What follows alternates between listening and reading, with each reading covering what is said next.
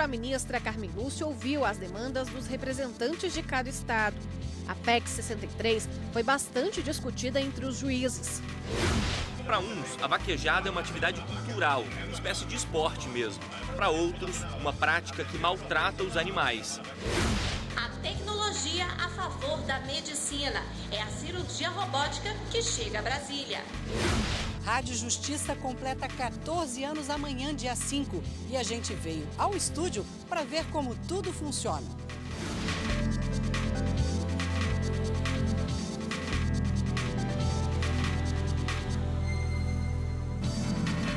Boa noite. Boa noite para você. A ministra Carmen Lúcia, presidente do Supremo Tribunal Federal e do Conselho Nacional de Justiça, recebeu hoje o presidente das associações dos magistrados de todo o país. No encontro, a ministra Carmen Lúcia ouviu as demandas dos representantes de cada estado. A PEC 63 foi bastante discutida entre os juízes. O projeto de emenda à Constituição prevê a volta da parcela indenizatória por tempo na magistratura e no Ministério Público. Para eles, essa é uma forma de valorizar a carreira. O tema ainda não pode ser apreciado no Congresso Nacional porque a regra constitucional proíbe a votação de emendas enquanto há intervenção federal em vigor, como atualmente no Rio de Janeiro. No entanto, o pedido é para que as discussões não sejam interrompidas. Outro assunto levantado foi a Resolução 219 do Conselho Nacional de Justiça. A medida autoriza o remanejamento de servidores de acordo com as demandas de primeira e segunda instâncias. O que se pretendeu foi, com um estudo que o CNJ fez, que gerou a resolução, mostrar o quantitativo de funcionários que você precisa em cada instância. E aonde então se verifica que você tem esse excedente na segunda instância e uma falta de funcionários na primeira, você precisa redistribuir. Mas há uma dificuldade em quase todos os locais para que ocorra essa redistribuição dentro daquela lógica da estrutura que o tribunal montou ao longo do tempo. E isso precisa ser alterado. Há uma necessidade de intervenção do CNJ nisso, para conhecer a realidade, ouvindo, evidentemente, o tribunal, ouvindo os juízes de primeiro grau e a sua associação local, para se chegar a um ponto comum. O ministro Marco Aurélio, do Supremo Tribunal Federal, determinou a ampliação da quebra do sigilo fiscal do senador Aécio Neves, da irmã dele e das empresas investigadas no inquérito aberto, em razão da delação premiada da JF. A repórter Viviane Novaes, ao vivo, tem outras informações sobre esse assunto para a gente. Boa noite, Viviane. Boa noite, Érica. Boa noite a todos. Olha, esse inquérito investiga se dinheiro de propina teria sido usado para pagar partidos da coligação do senador na campanha presidencial em 2014. O ministro Marco Aurélio já havia quebrado o sigilo fiscal de Aécio no período de janeiro de 2014 a 18 de maio de 2017. Mas como a Receita Federal não entrega dados parciais, o ministro então pediu as informações de todo o ano passado. Vale lembrar que o senador Aécio Neves já é réu num processo aqui no Supremo Tribunal Federal em que é investigado se recebeu propina de R$2 milhões de Joesley Batista, um dos donos do grupo JF. Voltamos ao estúdio. O ministro do STF, Dias Toffoli, determinou envio à Justiça de primeira e segunda instâncias de processos contra parlamentares, aplicando o novo entendimento da Corte, que restringiu a aplicação do foro privilegiado a deputados federais e senadores. Na decisão, o ministro Dias Toffoli enviou para outras instâncias 6 ações penais e um inquérito contra parlamentares federais, entre eles Alberto Fraga, Roberto Góes e Cícero Soares.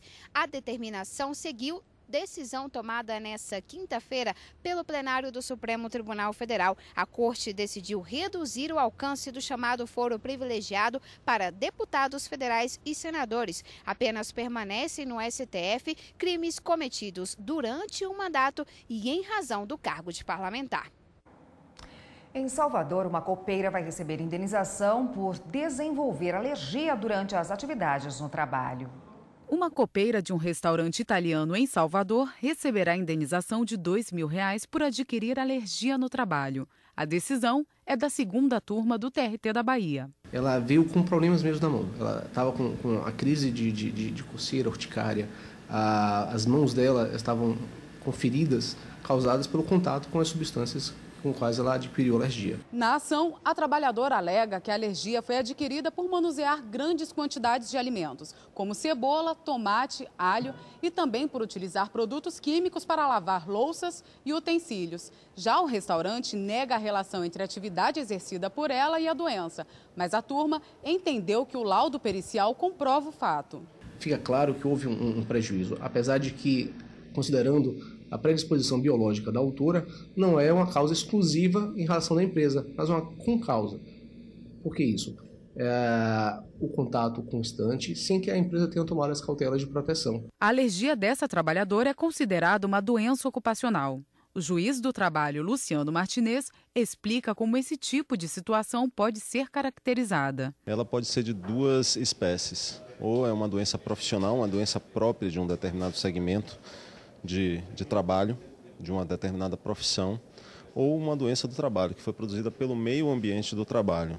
Mas qualquer uma dessas duas doenças que, em espécie, digamos assim, elas acabam integrando um gênero que é o gênero do acidente do trabalho. Ele também reforça os direitos que os trabalhadores têm após a saída do emprego. Essa pessoa pode pretender, evidentemente, uma reintegração ao emprego, a depender das circunstâncias, porque pode ser que a doença só ecloda posteriormente, quando ela já não está lá no emprego. Mas há, em algumas situações, a depender de uma relativização lá da prescrição, né, que é o tempo para ajuizar a ação, pode-se fazer pedidos de indenizações em decorrência dos danos que tenham sido produzidos pela doença. Especialistas e estudantes discutiram no Tribunal Superior Eleitoral as alterações que ocorreram na Lei de Introdução às Normas do Direito Brasileiro. O debate foi organizado pela Escola Judiciária Eleitoral do TSE. O ministro Tarcísio Vieira de Carvalho Neto foi o mediador. Participaram da mesa integrantes do Centro de Estudos de Direito Administrativo, Ambiental e Urbanístico da Universidade de São Paulo, além da especialista em Direito Eleitoral e professora da USP, Odete Medawar. Eles falaram sobre a segurança jurídica e eficiência na aplicação do direito público, com base na alteração da Lei de Introdução às Normas do Direito Brasileiro. Essa questão é muito relevante para a preservação de direitos das pessoas num ambiente em que a legislação muda a todo tempo ou novas normas chegam. Então nós temos um enorme patrimônio de normas aqui na área do direito administrativo e direito público. Então, a questão relativa à segurança jurídica e à eficácia, eficiência das normas traz uma importante garantia para as pessoas terem confiança na legislação. Os participantes falaram sobre a importância das consultas públicas, que na nova lei passaram a ser vinculantes e podem alterar também o entendimento na área eleitoral. Essa lei nova traz muitos vetores de interpretação, vetores hermenêuticos relevantíssimos, né? E um deles é trabalhar essa ideia de que as consultas respondidas pelo Tribunal Superior Eleitoral, no âmbito da sua competência consultiva, tragam alguma vinculação para os órgãos da Justiça Eleitoral. Sempre foi muito difícil entender o significado do tribunal adotar uma postura no campo normativo e uma postura, por vezes, contraditória no plano pragmático. Então, a ideia a partir dessa lei é trazer um cânone maior de segurança jurídica aos posicionamentos oficiais do tribunal em meio à sua competência normativa consultiva. Outro assunto debatido foi a importância de julgar processos com base na lei vigente à época em que o processo foi apresentado à Justiça. A lei traz como obrigação do intérprete fiel que sejam levados em considerações os fatos da época, o contexto da época, para que não se transporte para a decisão uma injustiça decorrente dessa desconexão temporal, como, por exemplo, contas que são há muitos anos prestadas artesanalmente, resistirem ou não a olhares hoje muito mais profissionalizados dos órgãos de controle. E ainda nesta edição, a saúde na era da informática. Para que o médico possa fazer a cirurgia robótica, ele faz um curso num simulador de 20 horas, depois passa para o próprio equipamento, onde ele faz mais 20 horas de simulação.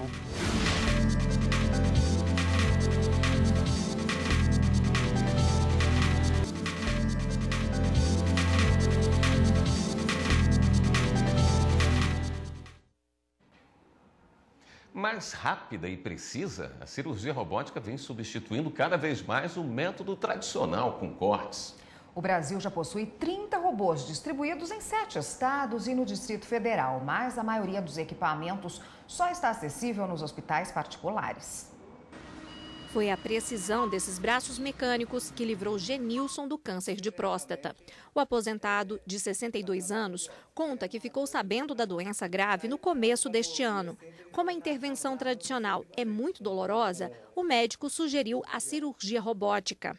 As pesquisas que eu fiz na internet, com pessoas que já fizeram, a robótica, ela, vamos dizer assim, ela dá de 10 a 2, por exemplo, na tradicional, em termos de benefícios e praticidade. Em vez do corte de cerca de 30 centímetros do método tradicional, foram feitas apenas 5 perfurações para a cirurgia robótica. O procedimento ocorreu há 13 dias e o sorriso de Genilson comprova a boa recuperação. Eu não imaginei que fosse tão bom, eu achei que fosse mais traumático, mas tem sido excelente até o momento. Todo o procedimento foi feito neste centro cirúrgico de um hospital particular de Brasília, pelo robô Da Vinci. O equipamento, considerado de última geração, é especializado em cirurgia abdominal e é o primeiro instalado na capital federal. A primeira cirurgia robótica no Brasil foi realizada em 2008, na cidade de São Paulo. Hoje, já são mais de 30 robôs instalados em centros cirúrgicos nos estados de São Paulo, Rio de Janeiro, Rio Grande do Sul, Minas Gerais, Pernambuco, Pará, Ceará e no Distrito Federal. A maioria dos equipamentos está instalada em hospitais particulares, mas também há os que atendem pelo SUS e parcialmente por planos de saúde. O robô é indicado principalmente em cirurgias na próstata, na bexiga, reto, útero, rins e estômago. Este urologista explica que o robô não faz nada sozinho. Tudo é controlado pelo cirurgião e equipe técnica. Para que o médico possa fazer a cirurgia robótica, ele faz um curso num simulador de 20 horas, depois passa para o próprio equipamento, onde ele faz mais 20 horas de simulação, depois presta uma prova de certificação, que é fora do Brasil, Colômbia, Estados Unidos ou Holanda, e uma vez certificado, ele ainda é proctorado por 10 a 20 cirurgias, onde ele opera com a presença de um professor ao lado dele, que para e passo vai o corrigindo e o orientando na prática da robótica. A principal vantagem da cirurgia robótica é a precisão. Isso porque a imagem é filmada em 3D e ampliada em até 10 vezes no monitor do robô. Com isso, o procedimento é menos invasivo e os pacientes se recuperam mais rapidamente, comparando com o método tradicional. Mas o custo ainda é bem alto, pode variar de 30 até 50 mil reais, dependendo da complexidade do caso. Não há cobertura pela ANS, não está no rol, mas existem uma série de acordos e os hospitais e os médicos nós procuramos facilitar para que o paciente tenha acesso a isso. Qual é a grande vantagem da cirurgia robótica? São muitas. Primeiro, o campo é estável, não treme. O tremor das mãos do cirurgião é corrigido pelo equipamento. Nós conseguimos ver até 10 vezes maior do que no tamanho real. Com isso, nós fazemos uma cirurgia bastante precisa, objetiva, com pouco sangramento, preservando as estruturas, com uma lesão mínima, um sangramento mínimo. Isso reverte para o paciente com uma melhor cirurgia, mais rápida, mais segura, com menos sequelas. Apesar de ser um procedimento diferenciado, com o uso de tecnologia de ponta, a cirurgia robótica não tem uma legislação específica. A garantia da qualidade e responsabilidade médica é regulamentada pelo Código Civil, Código de Ética Médica e pelo Código de Defesa do Consumidor, como explica este advogado. O CDC ele é suficiente para eventual responsabilização do médico ou do hospital. Então, independentemente de uma legislação específica para esse procedimento, não há que se falar em obstáculo para a responsabilização dos profissionais responsáveis pelo procedimento. A Procuradoria-Geral da República considera a vaquejada inconstitucional por impor maus tratos a animais e enviou ao Supremo Tribunal Federal um parecer questionando a atividade. O objetivo é derrubar o boi. 2 vaqueiros esperam a saída do animal e depois correm lado a lado. Um deles segura o rabo e puxa para que o boi caia dentro dessa área já marcada. E quando conseguem isso, o público comemora. Para uns, a vaquejada é uma atividade cultural, uma espécie de esporte mesmo. Para outros, uma prática que maltrata os animais. Apesar da polêmica, a vaquejada é permitida no Brasil e uma mudança feita na Constituição no ano passado protege a realização dessa atividade. Mas a Procuradora-Geral da República, Raquel Dodge, defende que essa norma é inconstitucional. Para ela, não há dúvidas de que os animais usados nas vaquejadas são submetidos a maus tratos e condições degradantes.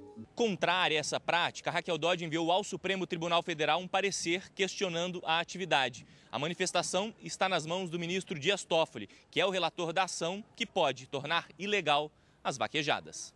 No parecer, Dodge escreveu que não é possível extrair da Constituição uma autorização para impor sofrimento intenso e para mutilar animais, com fundamento no exercício de direitos culturais e esportivos. E reforçou que as quedas podem causar traumatismos graves da coluna vertebral dos animais, inclusive paralisia. A procuradora citou no documento que as vaquejadas são como as brigas de galo e lembrou que o próprio Supremo considerou as rinhas de galo inconstitucionais por serem atividades violentas e cruéis com os animais.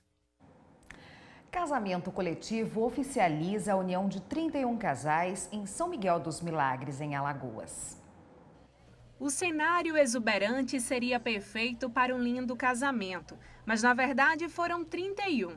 Isso mesmo, 31 casais disseram sim em mais um casamento coletivo promovido pelo Tribunal de Justiça de Alagoas, desta vez em São Miguel dos Milagres, em parceria com o Instituto Tamo Junto. Preservação da família, que vai justamente resguardar também direitos em todas as esferas. Então, esse pessoal mais carente tem a oportunidade de justamente convalidar, muitas vezes, a união que já vem de anos e anos. O local, que já foi palco de casamentos de dezenas de celebridades, recebeu desta vez a comunidade carente da região para a celebração de um casamento com tudo o que eles têm direito e totalmente gratuito. A ideia é proporcionar para o pessoal da região que não tem condições de fazer um casamento desse tamanho, dessa proporção, como a gente já recebeu alguns artistas, e aí eles ficam só admirando, passando pela frente da capela e dizendo, um dia eu poderia casar por aí dentro, e aí a gente acaba que faz esse casamento comunitário. O Wellington trabalha como garçom na região que faz parte da rota turística do litoral norte alagoano. Ele e Giovana confessam que o que estão vivendo hoje é algo mágico, que não podiam nem imaginar. A gente sonhava em casar, mas não num lugar como esse, né? Então, para a gente, com certeza, assim, é um privilégio e um sonho incontável, né? Que hoje está sendo realizado. Para seu Dimas e Maria Helena, que moram juntos há 15 anos, poder oficializar a união significa tornar ainda mais real o matrimônio dos dois. É um sonho, né? De toda mulher casar, construir uma família, né? Lívia foi a cupido desses casais. Tia de Dimas e Wellington, ela conta por quem inscreveu os sobrinhos para o casamento coletivo. Momento já vivido por ela e seu amado Walter na edição do ano passado. A gente teve um dia de princesa, né? Realmente muito bom, cuidado, maquiagem, cabelo, as meninas maravilhosas. As meninas que estavam aqui com a gente, todo mundo com muita atenção com a gente. Foi maravilhoso mesmo. E a maior emoção foi quando eu entrei aqui. Eu só fazia chorar. Foi muito lindo. Para mim foi... Eu casaria de novo, se eu pudesse. Todos os anos. E no próximo bloco, Rádio Justiça completa 14 anos em atividade. A gente sempre prioriza serviço para que a população que esteja ouvindo a rádio, ela possa saber que aquilo vai servir para ela.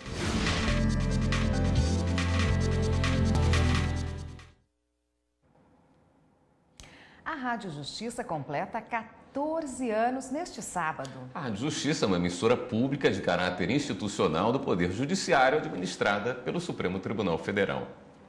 Debates, entrevistas, música, agenda cultural, as sessões plenárias ao vivo do Supremo Tribunal Federal e do Tribunal Superior Eleitoral. E notícia, muita notícia. A 4ª Vara Civil da comarca de Rio Branco, no Acre, autorizou que um homem realize a doação de parte do fígado dele em benefício de um paciente. Sabe aquele programa Voz do Brasil que é transmitido em todas as rádios brasileiras? Pois uma parte desse programa é produzida ao vivo aqui do estúdio da Rádio Justiça. São 5 minutinhos por dia de notícias do Judiciário. Há 10 anos, quem dá as notícias é o locutor Arthur Filho. A Constituição Federal, apesar de assegurar a liberdade de expressão, a gente sempre prioriza serviço para que a população que esteja ouvindo a rádio, ela possa saber que aquilo vai servir para ela ou para algum conhecido dela. O estúdio fica em Brasília, em um dos prédios do STF que administra a rádio. A transmissão em FM é feita para o Distrito Federal. Mas o ouvinte também pode acompanhar a programação pela internet no site da rádio. No comando, 27 profissionais. Repórteres, editores, operadores de áudio, produtores, apresentadores. E uma missão e tanto, falar de assuntos jurídicos, o chamado juridiquês, para quem não é da área. Eu acho que é um desafio interessante, assim, trazer essas informações. A gente precisa estudar bastante, muita coisa do juridiquês ainda fica na nuvem ali, a gente fica com essa dificuldade né? Mas a gente tem o suporte dos consultores jurídicos, tem o suporte do próprio Supremo Tribunal Federal nesse desafio de traduzir o juridiquês para a população.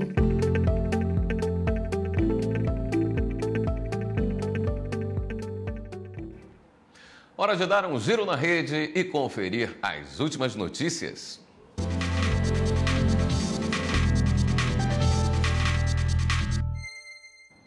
Bom, e quem está na redação do Jornal da Justiça hoje vai nos atualizar dessas últimas notícias é a repórter Carla Lucena. Boa noite, Carla. Olá, Érica. Boa noite para você, boa noite a todos. E vamos então ao giro de hoje. O ministro Gilmar Mendes, do Supremo Tribunal Federal, concedeu na tarde de hoje um habeas corpus para declarar que não é de competência da Justiça Militar processar e julgar ação penal contra o militar acusado de estelionato. O ministro adotou jurisprudência do STF de que cabe à Justiça Comum julgar crime cometido por militar contra militar, estando os dois fora da atividade.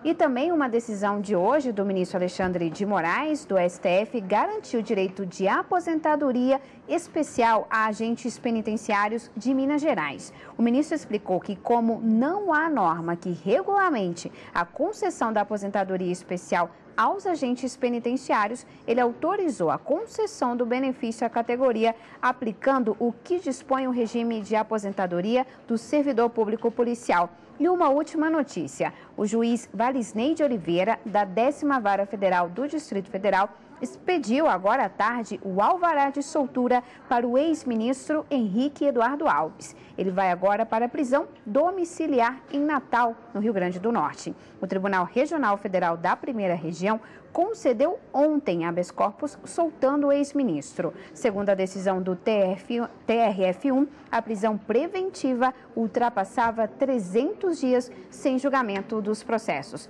Eu fico por aqui, todas as notícias do Jornal da Justiça, você já sabe, estão lá no nosso site, tvjustiça.jus.br. Voltamos ao estúdio.